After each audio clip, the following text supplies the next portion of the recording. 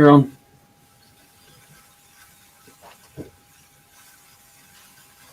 Heidi ho. Hello, I'm standing in for Jay at the moment. His back's a bit crook, so we'll see what we end up with. I thought I might just do a goblet for the hell of it. Haven't done one for a number of years, so.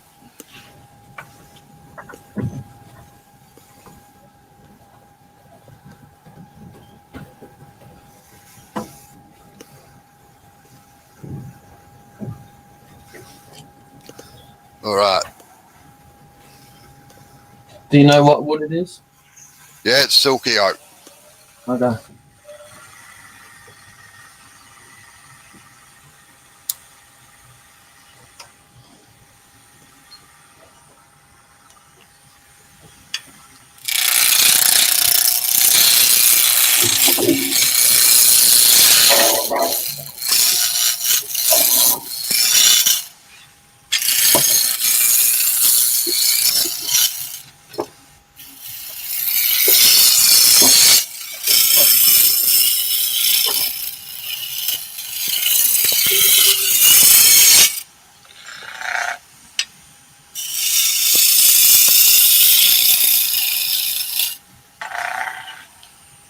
Right, get it down around.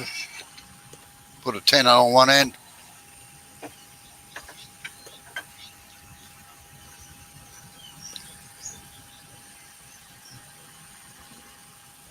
Hello, Thrifty VG. I don't know that I've ever come across you before on here. How you going, Thrifty V? Yeah, she's come in here a fair bit, on and off. Oh, yeah. It's got a flaming great knot right in the middle there. Oh, well, we'll see how it goes. To challenge you. Mm.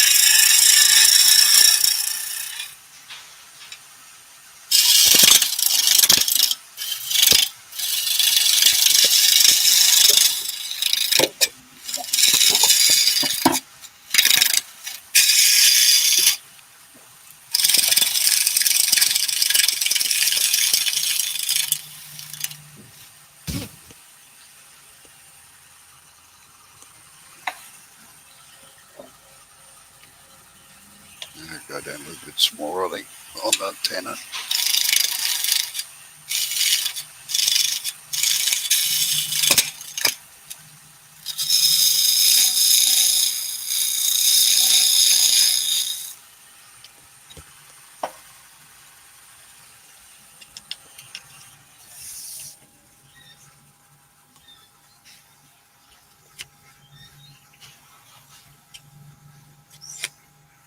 Yeah, going to be very interesting because the knot's right where the base is going to go. Bugger. We'll see how it goes. Yep.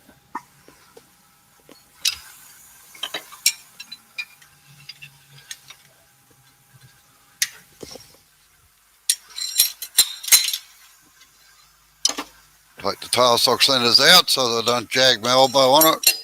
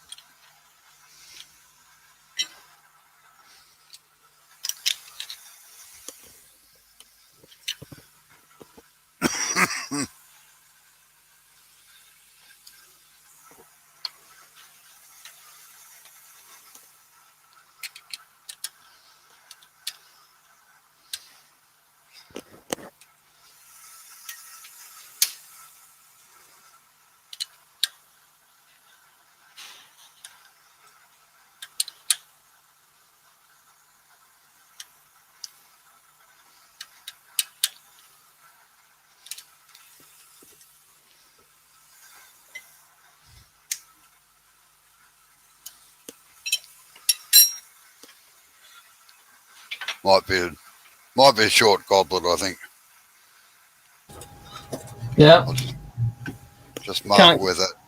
Can't work the way around that knot. No, it's right there, and it Yeah. goes right through the whole thing. So Yeah. I'll just mark where it is. Right.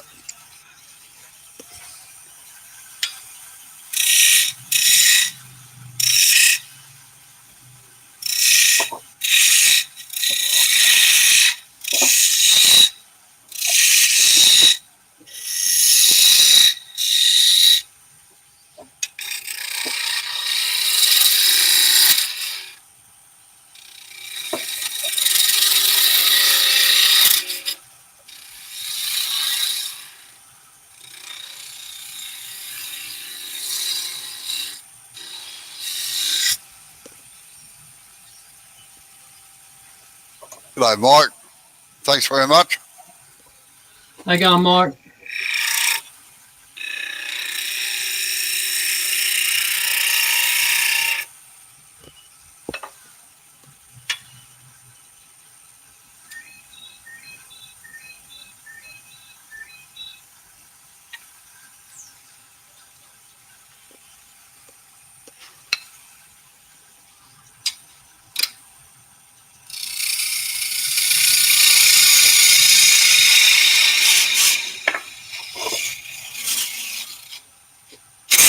Ah, you bitch.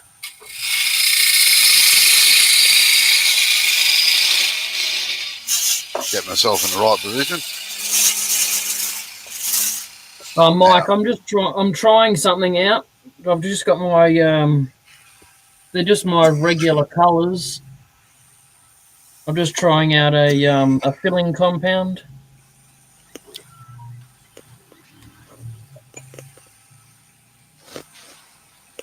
E.g. bog.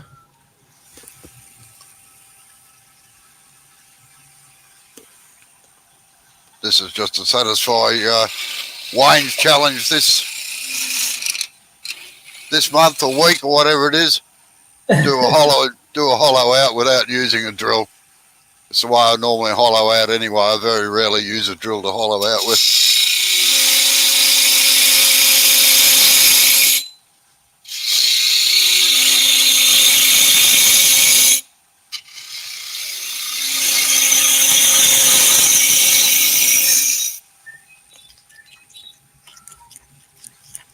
Change cameras.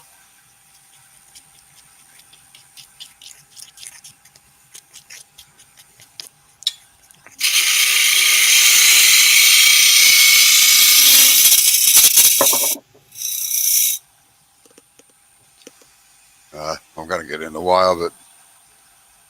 That's all right. Don't worry about it.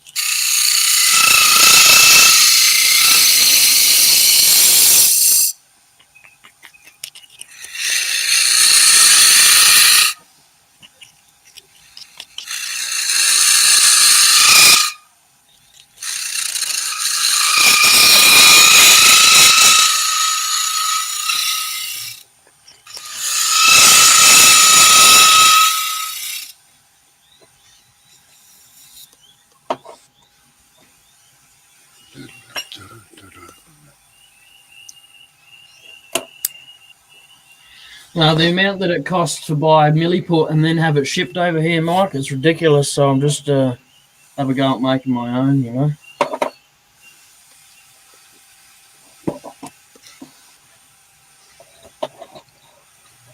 Yeah. How you going there, Robbo? All right. Just that I wasn't prepared for this, so. Yeah, no, that's all right. I wasn't. I honestly wasn't too sure if you'd want to do it. That's why I didn't just straight out just ask you.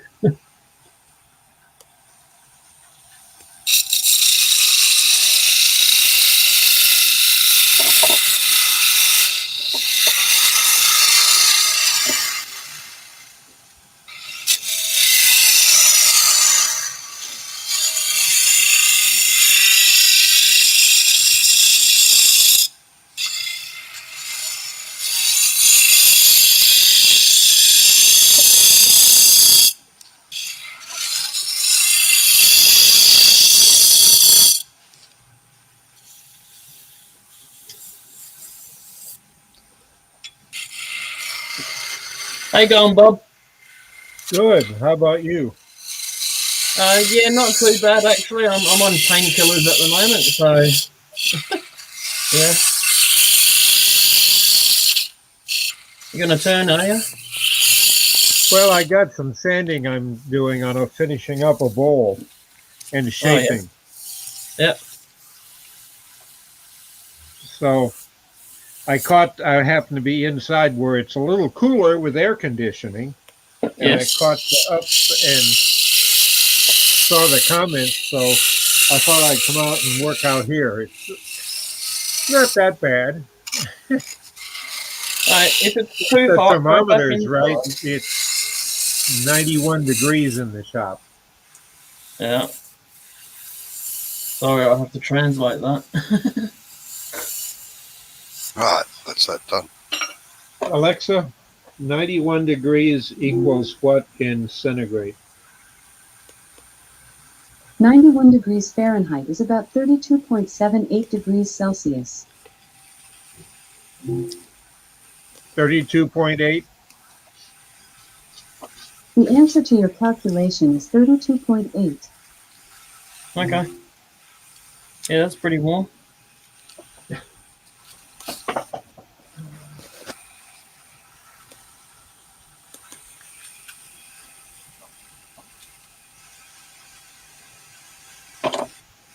No, we've had a house guest all week.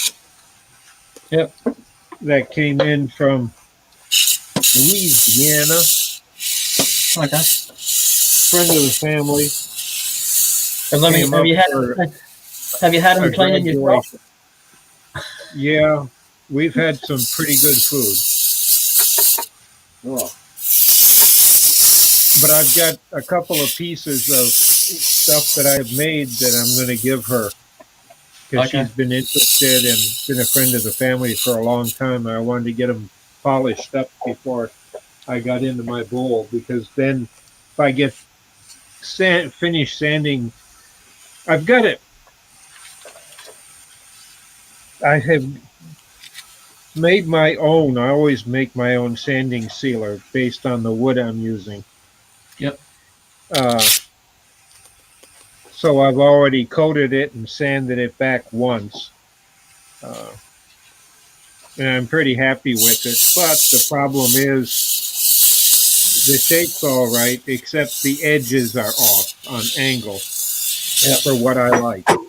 What it should be to me. I like this ends being flat with the end, and when you look at the side, a little bit of a bevel, because it points out that you're actually on that it's an oval by having this as an angle. Yes. Like, that's my side angle. Yeah. That's a And I nice want to big make both sides about the same, but they taper, the angle changes so it's flat at the top on the end. Yeah. What wood was that? Sorry. I rightly don't know. I don't. Okay. I like it. A friend of mine gave it to me because he thought it was useless because of all this. So I've filled it with the sanding sealer I've got and made sure it looked good, and then took a couple of dental picks and picked out some of the stuff that it didn't get sealed very well because it was still pieces, chunk or powder. Yep. So once I get it the side shaped for me because of the vibration of using a sander on the edges to shape it and give it the right pant or angle, uh, then I'll go back to some of the places that I've got holes here that have come out. And I think to make it show up a bit, I got some coffee grounds I'm going to take and put in. Yep. And then do a final sanding to make sure that they're dark, because that'll be almost the brown of the outline here because you got that color in it, like this lightning strike. Yes. So that's what I'm going to try to do. Take a piece of wood someone didn't want because it was punky and then do something out of it. That's the challenge I like. Yeah. And it's Yes, good and definitely. heavy. But I'm going to get my buffing system set up here, so I can get this buffed up before they leave tomorrow. About 10 in the morning, we have to run them out Yep. to the airport. You went in there, Robbo? Yeah. Yeah.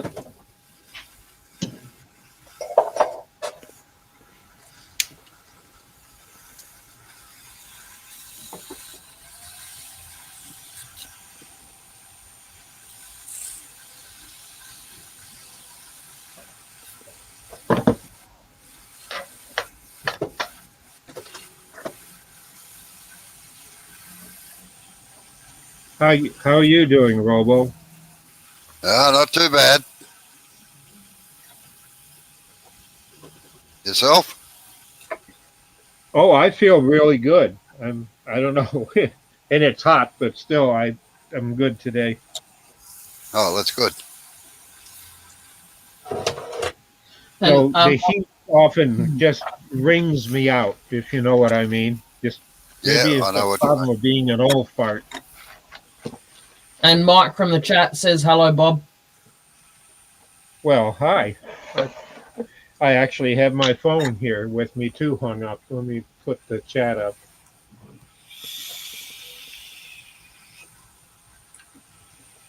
I watched you guys last night a bit. Yeah. Oh, yeah. We were coming back from a picnic barbecue that let me get rid of it. The sound here that we had to celebrate high school graduation here. Did you save me some food or what? Yes, you want it? Yeah. The people that put it together and planned for it made it for 40 people, or 40 to 45, thinking they were teenagers, and we're talking 17 to 19. We thought they would be eating normal, which is like 3 times the normal serving. The parents came. They all knew each other, most of them. The kids came. They went off. It was in a park, and they had a lot of fun playing. They Yep. were throwing a football around and just horsing around a bit, acting stupid. And they had already, before they came, had something to eat. So we ended And up they, with a ton of food left over for the adults to take home. let me guess, they were still hungry. I like that stew.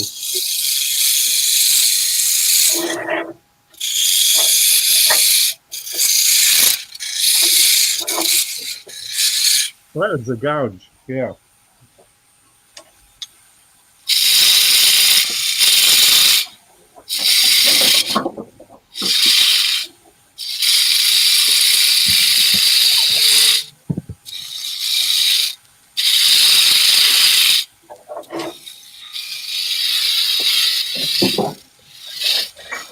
Let me get this.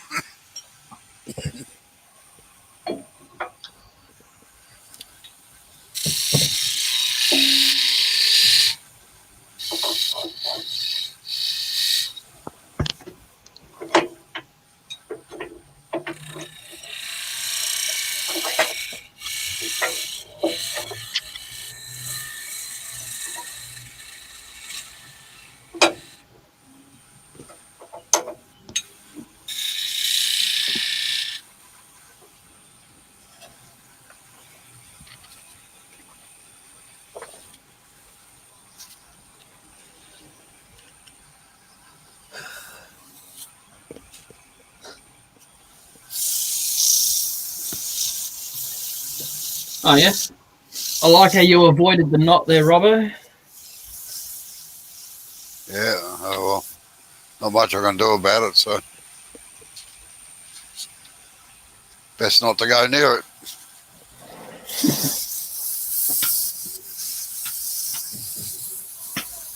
Won't be seeing Neil for a while Why's that?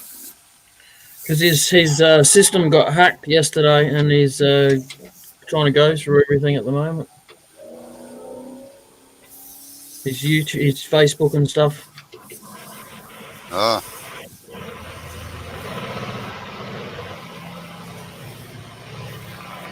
Why do people bother hacking Facebook? I know. They must be bored. No idea, to be honest.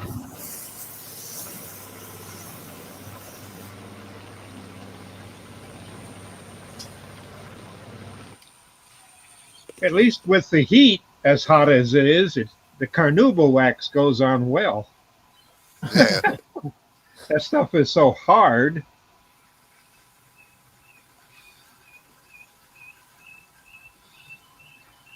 My white wheel, buffing wheel for the carnauba, it got wore out. I kept using all sorts of stuff to try to clean it, even stiff wire brushes to get all the buildup out of my system. So for my birthday, I received 2 new wheels, one for the white and one for the carnauba. But you got to break them in. It takes a while to get rid of all that fuzz. So does How do you hacksaw do you blade's do the it? best. Hacksaw blade. An industrial hacksaw blade. Okay. Why? What do you do? Eh? What do you do with that?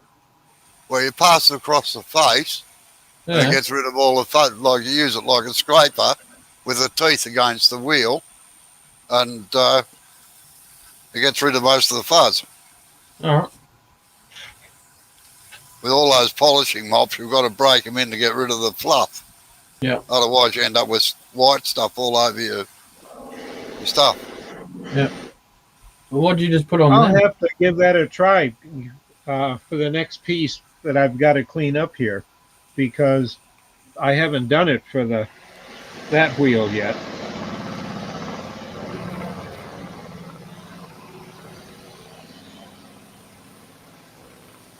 What did you put on there, Robbo? That's just triple E. Okay. It's pure carnauba. Can't believe a piece of wax this size is $15. But if you know where to buy it and get decent prices, around 10, between 7 and 10. But not mail order, that's for sure.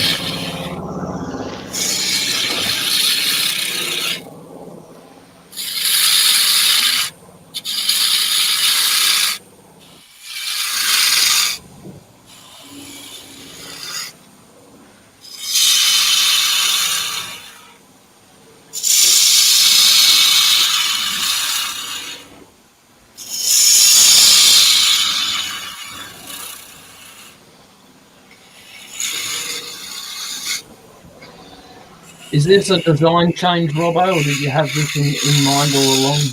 No, always do. I generally always do goblets this side.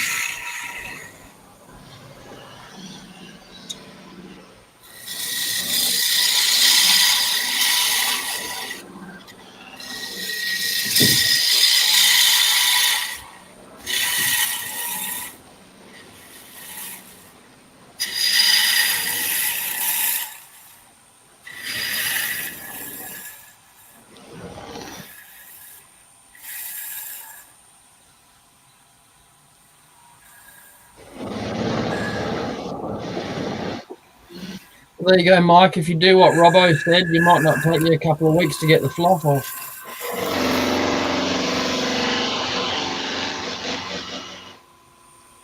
Sorry, Bob, I'm going to mute you.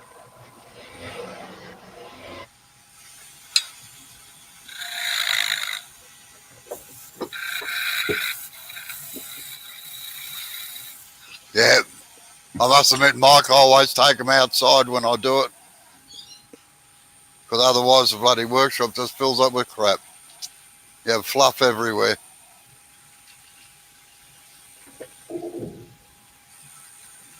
Or if your lathe's close to the door, you just open the door, stand out in the way.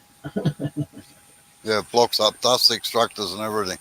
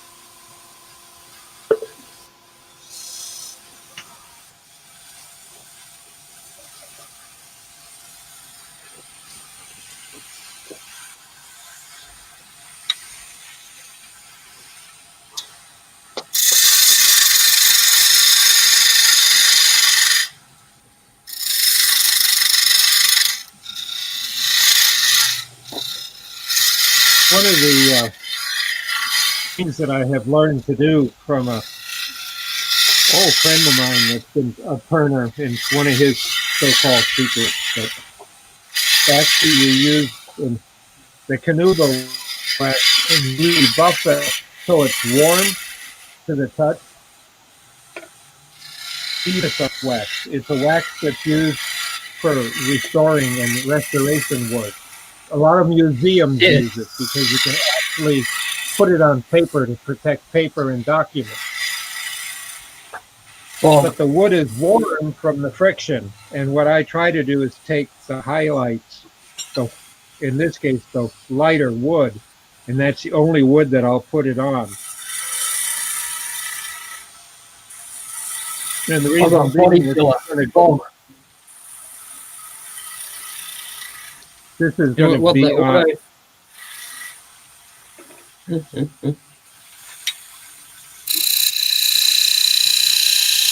know the stuff they put into cars, Dr. Bob, to fill in a hole before they paint it? No. Fog. Anything but that. This is a Renaissance wax. That's what I'm using. Fog. This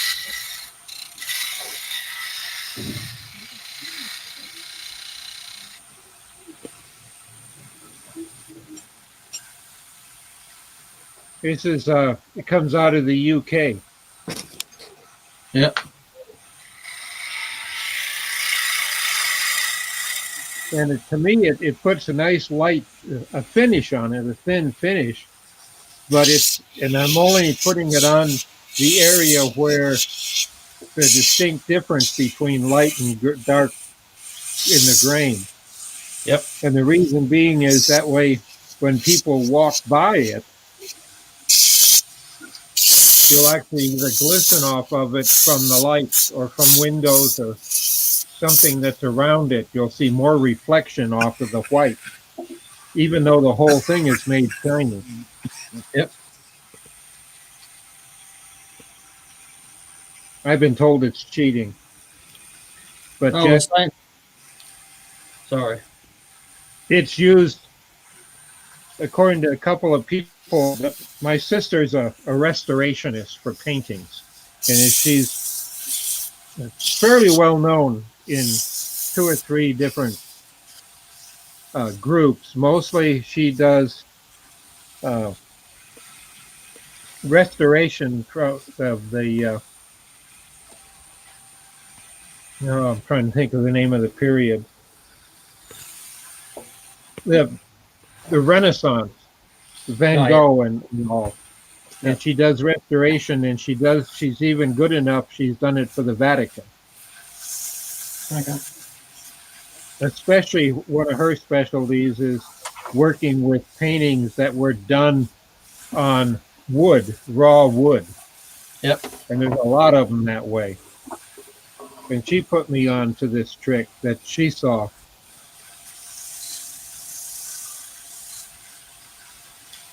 And it makes the difference between just the carnauba that's been here, or nothing at all, and then the real light wood. And you can't see it unless it's sitting up somewhere and you walk by and there's a light on it, you'll see a difference in the light. Enough so as subconsciously you'll catch it and then look, and it draws your eye to it. But it also preserves it. Yes. If you're using it as a preservation wax, because that's what it's for, is a preservation wax. And it's not cheap. 200 milliliter is almost $30 our money. But it goes a long way. It would want to for that price, wouldn't it? All finished. Oh, it says it's very by nice. appointment I like to that. Her Majesty the Queen, right on the label. There you go. Robbo's finished his piece. Bob, Wow. that's nice. I like it. Next. No, you don't have to keep going if you don't want to. I won't be able to anyway. It's getting close to lunchtime, so Yep. I appreciate that. Thank you very much. it's all right. Now, Mike, what do you mean a custom banister? Silky oak. It's called Southern Silky Oak, I think.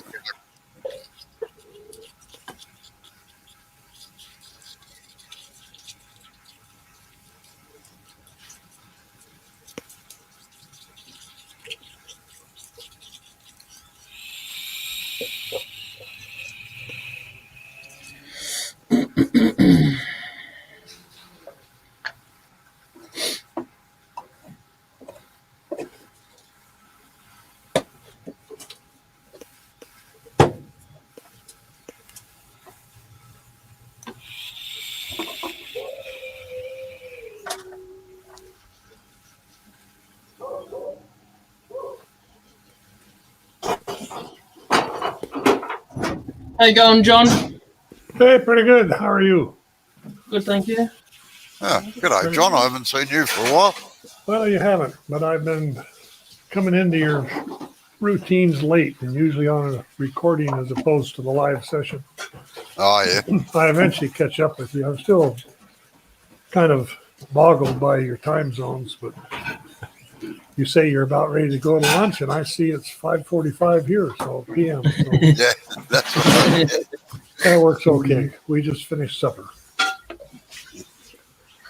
Oh, that's the same as us on the English lunchtime lives. I'm having supper, which is 10 or 11 o'clock at night, and they're just having lunch. You know? Yep.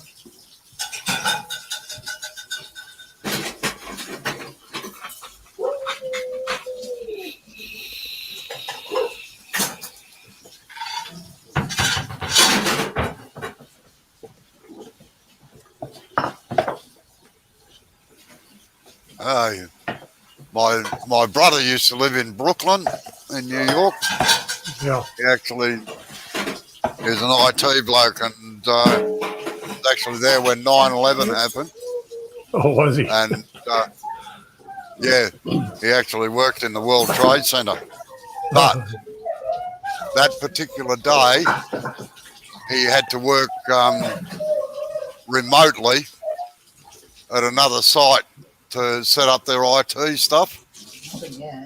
So he wasn't there, Lucky for him. fortunately. Yeah. Yeah. Well, on that day, if one of my cohorts in military engineering group were running a symposium on terrorism and border and security, basically.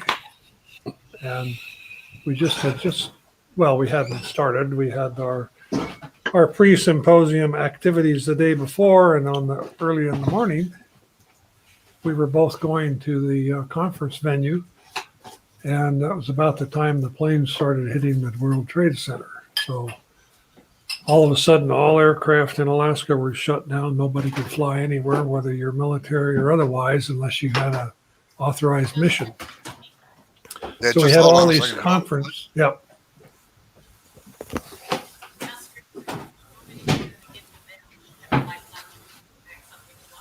Yeah, all right. Yeah, all right. All right. Pie. Just plain pie. Yeah, sorry, John. Yep, not a problem. Anyway, we found ourselves with all of the Pacific Command of the Army, Navy, and Air Force, and the Seabees and everybody else attending our conference in Anchorage. They could not go home. So the hotel we were holding the conference at was filled up full of admirals and generals and upper echelon officers and a few of the grunts. And we were stuck there, but we were able to get a live feed on the television to watch the events as they occurred. So this was sort of a situation where we were holding a conference about almost the very same thing. And Yeah, we got a live. very ironic. Yes, it was. The thing didn't loosen up in Anchorage for probably 3 or 4 days before the military guys would start going back to their command posts. So there was a major command center in the big concierge or offices in the hotel. And all these young men that were the aides to the commanders and chief and otherwise were quite marvelous in how they put that all together. They were really, really good with computers and communications and whatnot. They had everything up and running within 1 hour. Oh, very good. Yeah. No,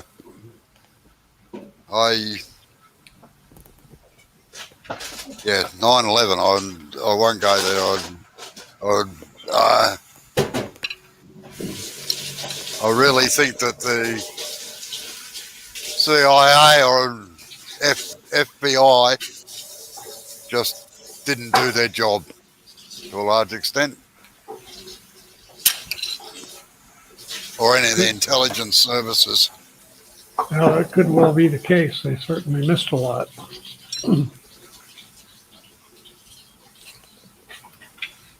Well, one of the problems, Robo, was that a lot of the airlines and politicians were holding back on trying to be stricter for checking passengers and everything. And how you do handle all that, because they knew that would cut back on flights, and it would take, the people would have to show up like shortly after they started flying again, 2 hours before your flight in order to get through. So they were telling people that there were problems and problems could happen, except that the airlines and the security companies for the airlines kept insisting that their background was correct and they were scanning and taking care of people. So it was big business versus you should do something because something might happen. Now, we had the towers also had the bomb in the basement years earlier. That's right. That blew up and took out a couple of floors of this infrastructure and some of the Well, destroyed the foundation pillars from in the parking Yeah, garage. and Yeah. you know, and that started people checking big trucks and trucks going into buildings at least for a year and a half. Then it went slack again.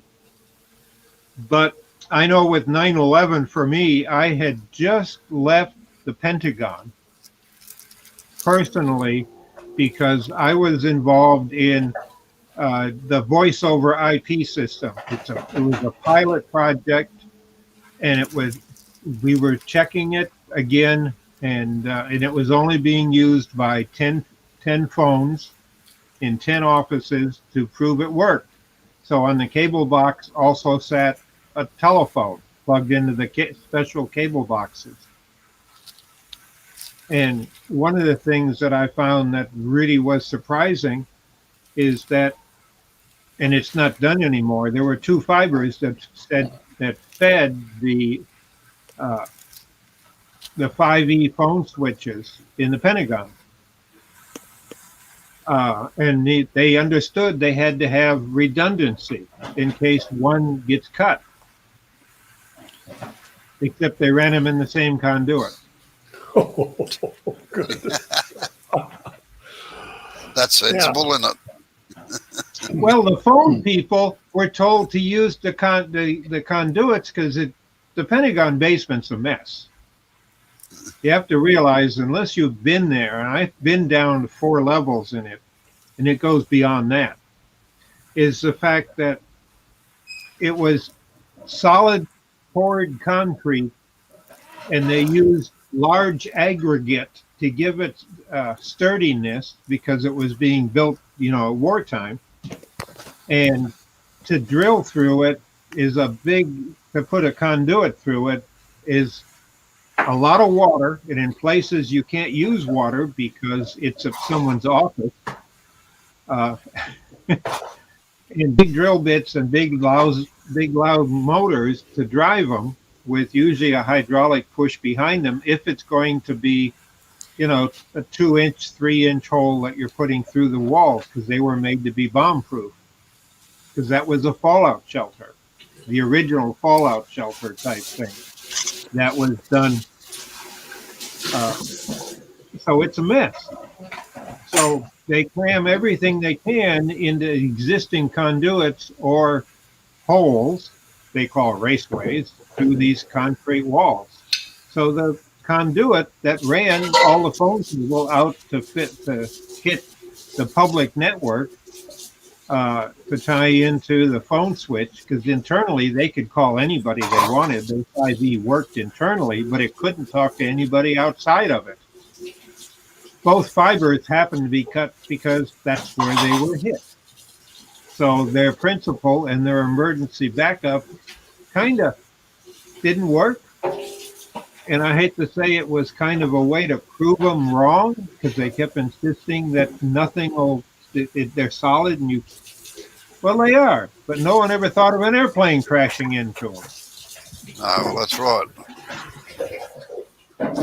But the ones, the phones that we had put in as a pilot project, they came on the video cable that came in from Northern Virginia Cable, and a little private company that let us run the pilot stuff we were doing on their networks. And it worked. And the funny part about it is that people would see the phone, they're just regular people like you, who might be a janitor or just some captain or that, wandering what's going on and not being evacuated, but just wondering, and you see a phone on a cable box, pick it up, and you had dial tone. So they were calling out, talking to their families, and there was waiting lines all around. That kind of approved the fact that what we had on voice over IP worked. But it played havoc for hours and hours to get that new fiber in and run one in order to get the switches hooked up to their emergency backup switch because that was in Virginia. The idea being was that their switch is down, there's a secondary switch that would take over instantly, and it was being used by the general public, but they didn't know about it. It's called partition. So they had an emergency partition that would take away in usage. And Northern Virginia, their phones were, you might take you 10 minutes to get a dial tone when you pick up the phone because it would be under national disaster, blah, blah, blah, blah. Please try back in a couple of moments. And the software they had that was built in the switch would actually try to juggle you around and let you have so much time and then tell you when it was to get off of it. And people were calling in and out to see if their families were all right. And they proved that that type of partitioning, it worked, but the metering was really a pain. But it took a while to get the new fiber in. But after that, guess what? Voice over IP was the thing that was going to happen, and that's what we're using right now. But it took 9/11 to prove a point that it worked. Your redundancy I'm not saying includes 9/11 separate. was correct. It just, that's what it took for us that were behind it saying that it works and it sounds good and it can be put in easy. And run your redundancy in a separate conduit, possibly a separate routing. Yes, Yeah. they were supposed to, but they didn't want to drill the holes that they had to have Yeah, I because understand it was that. around the other side. But this is one of the points that we had with our training sessions that started with the local military operations in Alaska after the 9/11. And the communication side, we specified that this is private consultants telling the military what to do. We said, you go separate routing on each part of your redundancy and sufficiently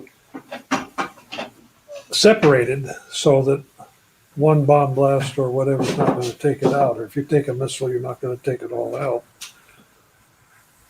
We haven't had any missiles to try that, but I'm not looking forward to the day.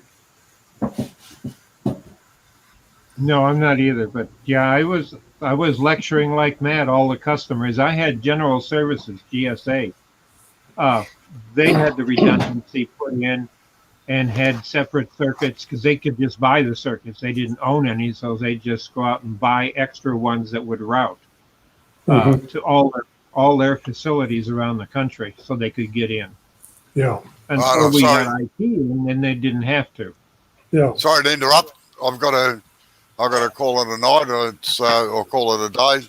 My lunch is ready, so I better go and get it. Well, you better enjoy it. Take care of Thanks for yourself. coming in. All right, catch you all later. Bye. See ya. Bye. Yep. Bye.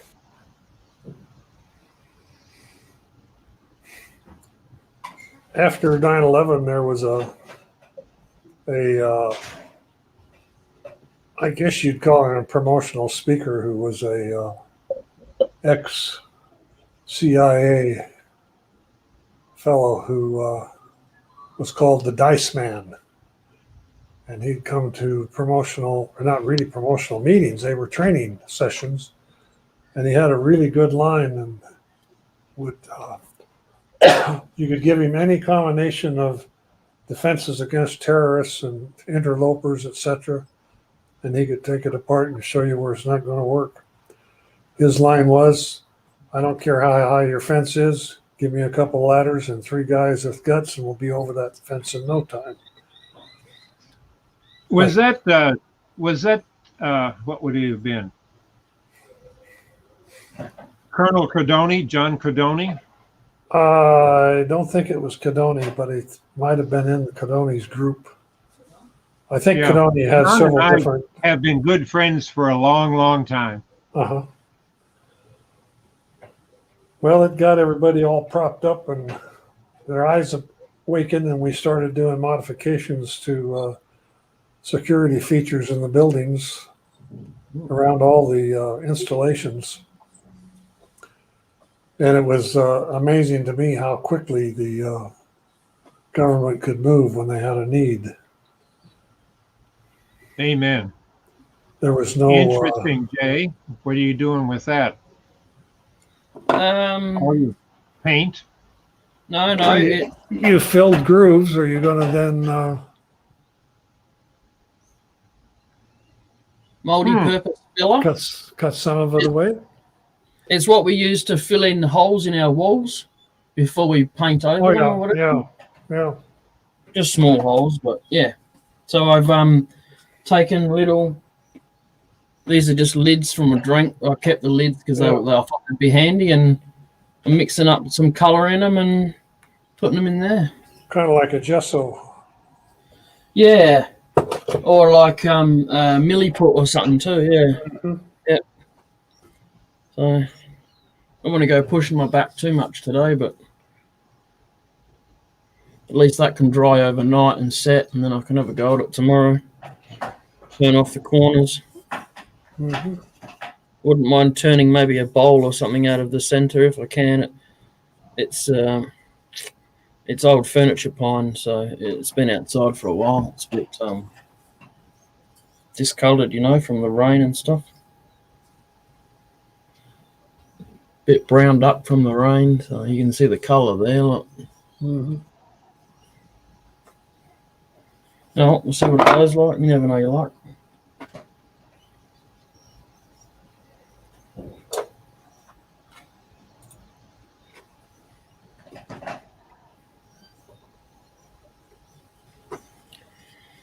That's pretty much all I'm doing, really. Rob, did you catch any of the AAW virtual symposium? No, I had paid for it, but I got tied up totally with family doings. Yeah. I paid But I'll for go it back also. and watch it. You got a month or so to watch them. Yeah. Well, I hope you can connect back. You got till the 9th of August. Okay, I'll have plenty of time.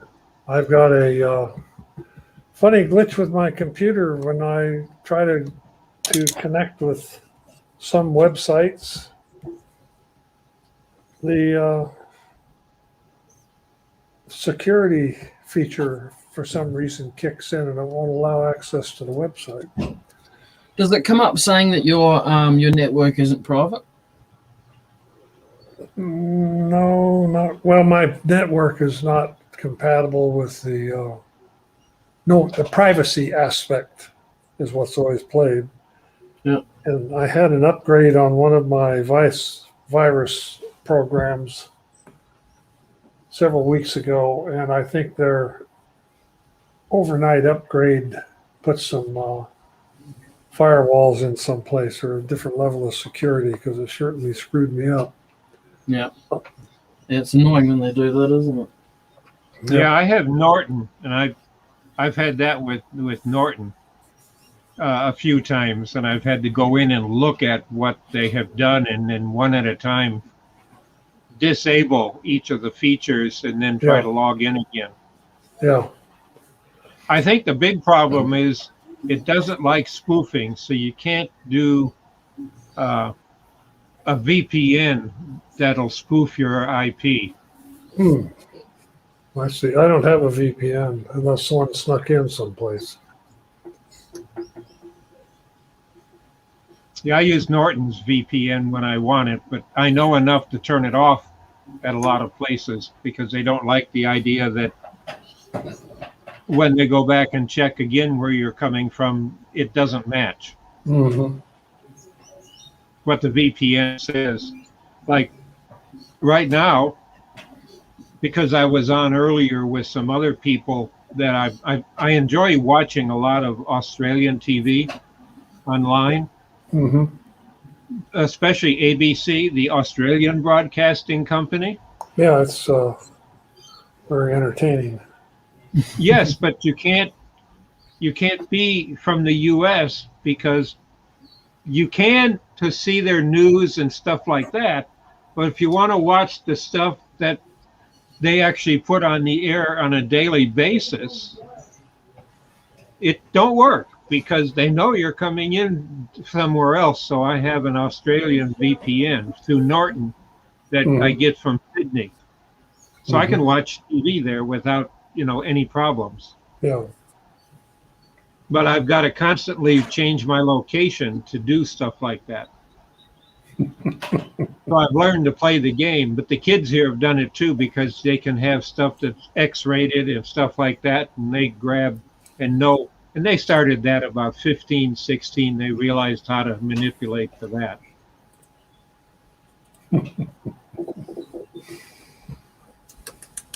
No, Cardoni and I go back to Vietnam because he's a funny, quick story. When I was being rescued as a POW, it was the middle of the night, and 3 big Hueys came in, all black, and bright floodlights everywhere, plus the local floodlights that were on for a few moments until they cut the generator. They went in and took a chunk of wire out of it about 6 foot long and threw it in the back of one of the Hueys. So that way they can't fire it up and use it with a quick splice. Yeah. But the person that grabbed me, and all I remember is all the lights and the noise and gunfire going off and sirens going off and the 3 Hueys down, Blackbirds. Somebody came by and said, "Are you Dr. Bob?" Because that was the password, the nickname. Yes. And he said, "You hold on to my belt. If you let go, you're going to die."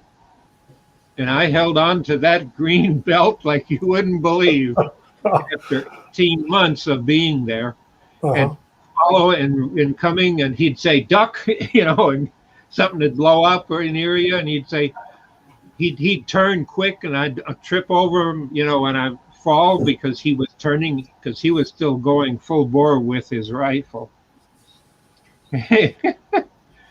He grabbed me by the seat of the pants plus the belt and physically pitched me into the back of the helicopter. And he says, "Find a seatbelt to hold on to, but don't sit down yet. Stay low. Wrap your arm around it. They're all laying on the floor. There's webbing."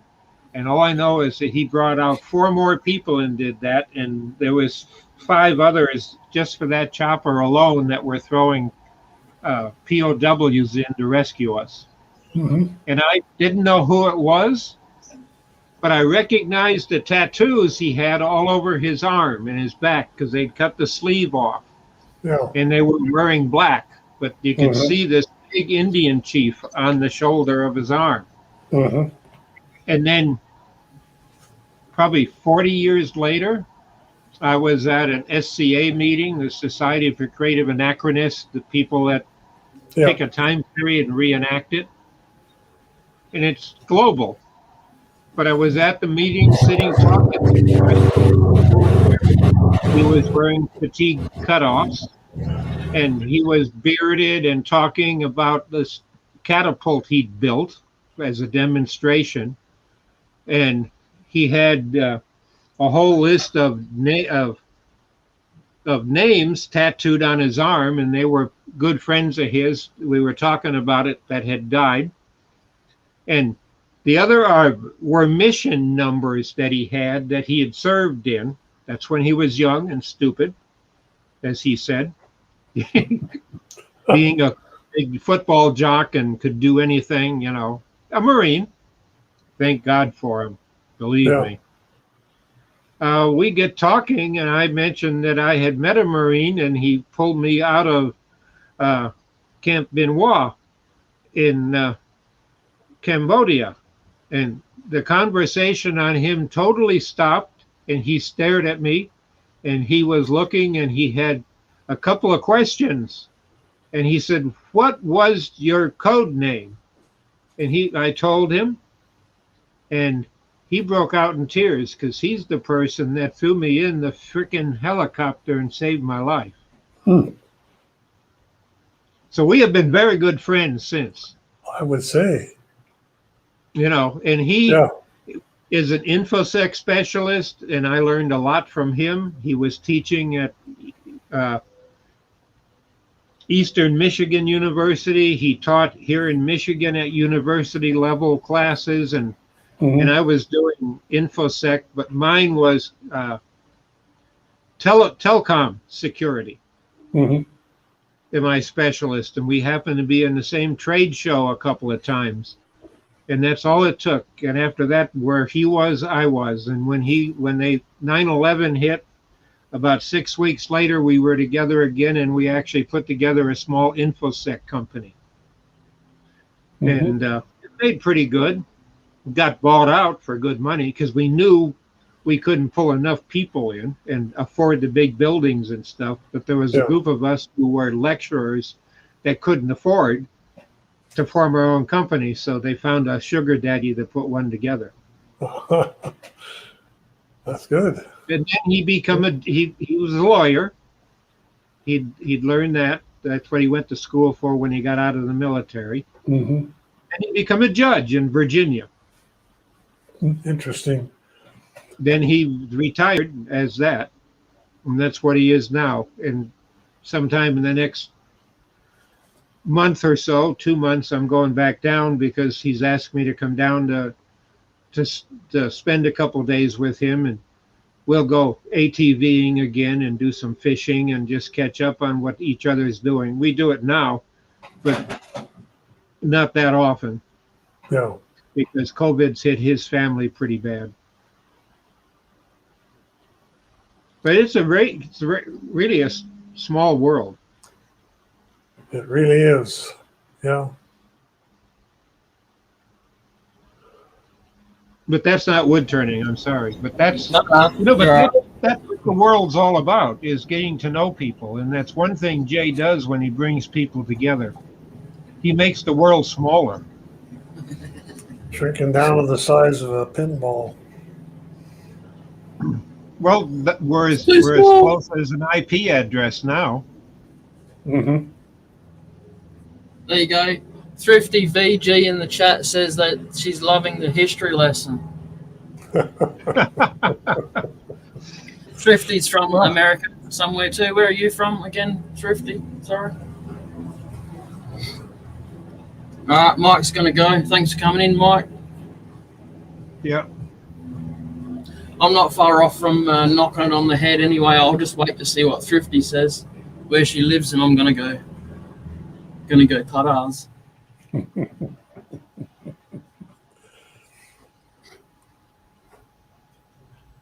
Yeah, it's 10:15, and it's still, well, it's 104 in my shop.